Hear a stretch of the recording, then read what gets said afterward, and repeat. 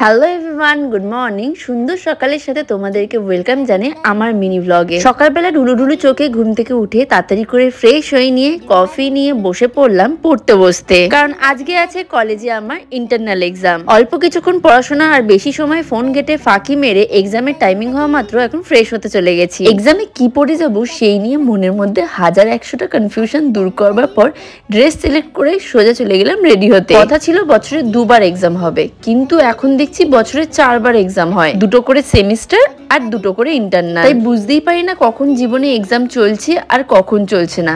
যখন তখনই শুনি এখন এক্সাম স্টার্ট হয়ে যাবে, কিন্তু আমি তো চিল মুডে সুন্দরভাবে সাজগোজ করে বাড়ি থেকে বেরিয়ে ডাইরেক্ট চলে গেলাম কলেজে। এক্সামটা আসলে আমি দেবো না, দেবে এরা, আমি তো শুধু বসে বসে লিখবো। এরপর ভালো মতো করে এক্সাম কমপ্লিট করে নোটস গুলো জেরক্স করতে দিয়ে ক্লাসরুমে আসা মাত্র দেখি আবার একটা এক্সাম চালু হবে, যেটাতে বলতে পারো টিচাররা আমাদেরকে সামনাসামনি বসিয়ে জবাই করবে। তাই জন্য বলিকা বাঁকড়া হিসেবে শেষ ইচ্ছেটা নিজেদের মতো করে পূরণ করে নিচ্ছি। তোমরা তো অনেকেই জানো আমি চন্দননগর কলেজে পড়ি। তোমরা অনেকে চন্দননগর কলেজে ভর্তি রিলেটেড অনেক প্রশ্ন করেছো, যেটা আমি বড় ভ্লগে উত্তর দিয়ে দিয়েছি। এক্সাম শেষ হতে হতে প্রায় সন্ধ্যে হয়ে যায়। গঙ্গার ঘাটে বসে চা আর কিছু পাপড়ি চাট খেয়ে এখন বাড়ি ফিরবার পথে রওনা দিয়েছি। বাই।